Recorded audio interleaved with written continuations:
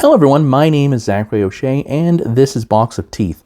I've gone over the acronym order of operations I use when I'm homebrewing monsters for Dungeons & Dragons or any other role-playing game system you want to use, and I want to share an example with you right now about how to do that with an antagonist for a campaign.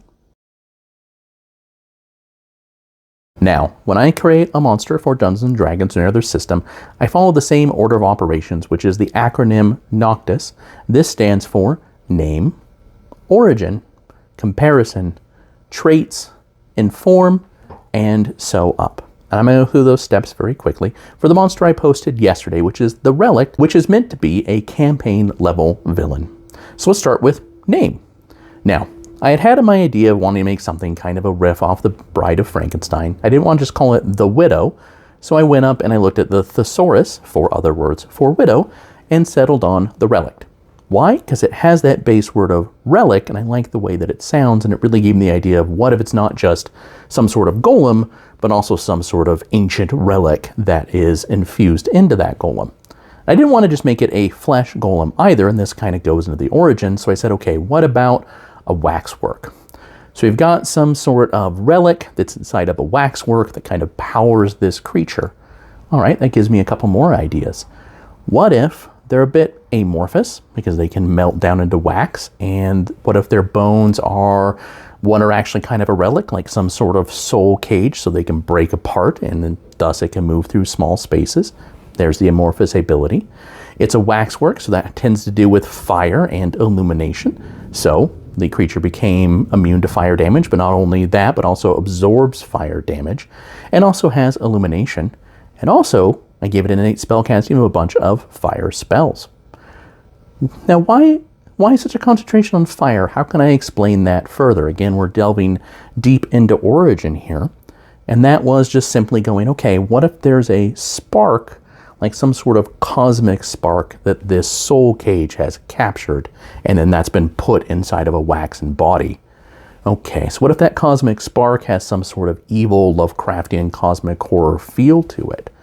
And that spark really helped me kind of move forward with the ideas that I had. So if we move on to the next step of comparison, it was simply initially a CR 13 creature. I've also done it at CR 7 for different variations for the different tier level campaign that you want to run. And it was really looking at CR7 and CR13 creatures as well as constructs, flesh golems, iron golems, that sort of thing, to see what sort of abilities, resistances, condition, immunities, that sort of stuff that they have in common, and move from there. So now we move on to traits. Given what I've designed so far, what else can I kind of think of to reinforce this creature? Well, I wanted her to be legendary, so I settled on legendary resistance as opposed to magical resistance. And that way she's a bit tougher as a campaign villain, and thus she's going to have legendary actions as well, which I kept very simple for the CR7 version, and then expanded on for higher level versions of her. And also then the extinguish ability, which allows her to pull that inner flame from others, dealing cold damage to them and also inflicting them with disadvantage as their life force is drained out. Then we move on to the next step, which is inform, which is what can I do to inform the world about what she's like, what sort of campaign she's in. In this case, it really is a lot of developing out the personality. So it's an inner spark of something cosmic horror-y that's trapped in a soul cage that is then enrobed in wax as a beautiful woman that kind of hates the living and can pull energy out of them.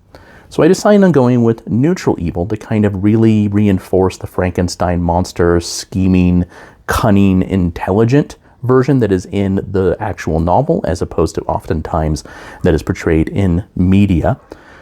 And then what sort of skills reinforce that? Deception, persuasion, that sort of thing. And also she's this dainty woman that has a lot of great strength. So she comes across as someone who might be a bit weak. She dresses as a widow. She plays the part of some sort of grieved personages, but she could break bones easily with a punch. So there's another factor to kind of go into of how she reacts to people and how she can actually act as needed. And there we have the whole picture of the Relict as a villain and ready to kind of give additional motivations and plots and maybe work in a couple of players' backgrounds and that sort of stuff to how she might interact with them or how she's influenced the kingdom and the world around her. If you're interested in the Relict or the different servants that she has and hundreds of other monsters that are all horror-based for Dungeons & Dragons 5th edition, you can always go to boxofteeth.blogspot.com to see those for free.